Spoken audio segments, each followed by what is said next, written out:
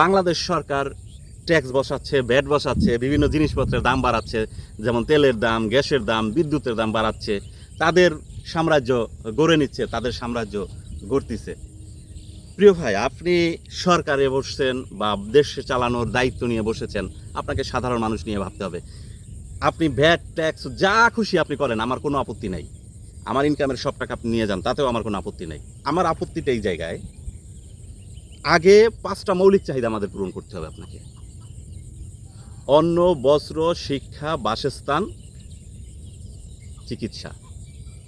এই 5টা মৌলিক চাহিদা পূরণ করে তারপরে আপনি যা খুশি করেন, আমার কোনো আপত্তি থাকবে না। আর আমি মনে করি বাংলাদেশের মানুষেরও কোনো আপত্তি থাকবে না আপনার উপরে, বরং আপনার উপরে আস্থা থাকবে। এই মৌলিক চাহিদাগুলো পূরণ করতে হবে। আসুন শিক্ষা ব্যবস্থা নিয়ে একটু কথা বলি। বাংলাদেশের শিক্ষা ব্যবস্থাটা কোন জায়গায় গিয়ে পৌঁছাইছে, এটা কি আপনারা কখনো রিয়েলাইজ করছেন? বিগত সরকার তো একবারে ধ্বংস করে গেছে। আপনি আইসা নতুন কোনো উদ্যোগ নিয়েছেন বাংলাদেশের শিক্ষা ব্যবস্থা নিয়ে?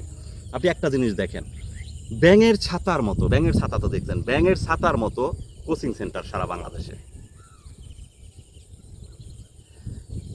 আচ্ছা, আমার বাপ দাদারা যখন পড়ালেখা করছে তখন তো এত কোচিং সেন্টার ছিল না, তাই বলে কি তারা পড়ালেখা করে না? আপনাদের কথাই ভালো বলুন, এত কোচিং সেন্টার আপনাদের সময় কি ছিল? এখন ক্লাসরুমে পড়ানো হয় না, একটা নোট ধরাই দেওয়া হয়, এই তোমরা কোচিং সেন্টারে ভর্তি হয়ে, কোচিং সেন্টারে অমুক জায়গার কোচিং সেন্টার ভালো, এইটা সেইটা, কোচিং সেন্টারে ভর্তি করে দিচ্ছেন। আচ্ছা, কোচিং সেন্টারে আপনি যেই জিনিসটা পড়াইতে পারবেন ওই জিনিসটা আপনি ক্লাসে বসে পড়ানো সম্ভব না? অবশ্যই সম্ভব। তাহলে আপনি কোচিং সেন্টারে কেন পাঠাচ্ছেন?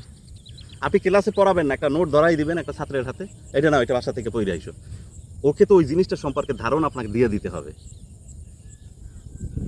যে এই জিনিসটা এই কাজে আসে বা এই জিনিসটা এটা আপনার ক্লাসে বুঝাই দিতে হবে। আপনারা কেন বুঝাই দিচ্ছেন না? তারপরে দেখুন, এই যে স্কুলগুলা, কলেজগুলা, মাদ্রাসাগুলা, সারা বছর বেতনের চাপ, বেতন দিতে হয় প্রতি মাসে মাসে, সেটা সব জায়গায় দিতে হবে, এটাতে আমার কোনো আপত্তি নেই। তো বেতনের একটা সীমারেখা থাকার দরকার আছে। এই জিনিসগুলো কি বাংলাদেশ সরকারের চোখে পড়ে না, নজরে আসে না? আপনার নজরে আসবে কিভাবে? আপনার ছেলে, আপনার মেয়ে, আপনার নাতি নাতকুর সব তো বিদেশে পাঠাই দিচ্ছেন শিক্ষিত হওয়ার জন্য। কারণ আপনি তো আমারে লেবু চিপড়ানের মতো চিপড়াই আমার কাছ থেকে কষ যা আছে সব বাইর করে নিয়ে যাচ্ছেন, নিয়ে আপনার ছেলে মেয়ের ভবিষ্যৎ করতেছেন।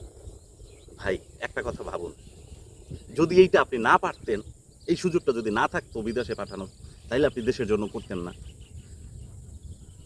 আপনি দেশের পরিবর্তন করেন না, এই শিক্ষা ব্যবস্থার পরিবর্তনটা করেন না।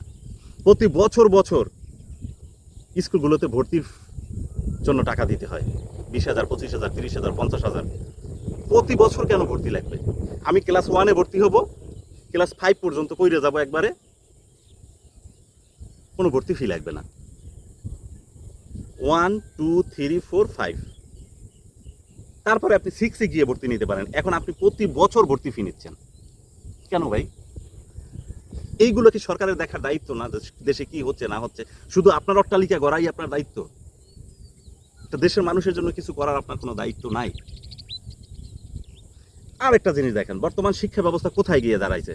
আপনি যদি বর্তমানে ইন্টার পাস করা একটা ছেলেকে এডুকেশন লিখতে বলেন না, এডুকেশন লিখতে পারবে না তারা। এডুকেশনের মধ্যে 2-3টা অক্ষর ভুল করবে, তাহলে শিক্ষা ব্যবস্থাটা কোথায় গেছে? যদিও এটা বিগত সরকারের দায়, আপনাদেরকে এইসব জায়গায় এইসব জিনিসগুলোর পরিবর্তন আনতে হবে। আমরা কোনো পরিবর্তন দেখছি না বলেই কথা বলছি। ভেবেছিলাম যে আপনারা নতুন কেউ আসছেন বা আসবেন, তারা এইসব জিনিসগুলো দেখবেন, এইসব জিনিসগুলোর পরিবর্তন নিয়ে আসবেন। বাট আমার চোখে পড়ছে না যেমন আপনাদের কোনো পরিবর্তনের চিন্তাধারা আছে। আপনারাও সেই ওই যে পাচার করে দেওয়া সেই পাচারের পথেই হাঁটছেন। বাংলাদেশের ব্যাংকিং খাতগুলো ধ্বংস হয়ে গেছে। আমি ব্যাংকে আমানত রাখছি, আমি ব্যাংকে টাকা রাখি, এখন আমি এই টাকা তুলতে পারি না। ব্যাংকে গেলে বলে টাকা নাই। আর ভাই, আমি যে টাকাটা রাখছি সেই টাকাটা কোথায়? সে টাকাটা আছে আপনার পকেটে। আপনি ঋণ নিয়েছেন, ঋণ নিয়ে খেলাপি ঋণ দেখাই আপনি চলে গেছেন, ঋণ দিতে পারেন। এইসব জায়গাগুলো বাংলাদেশ সরকারের আমার মনে হয় দেখা দরকার। সবাই ভালো থাকবেন, সুস্থ থাকবেন। আসসালামু আলাইকুম।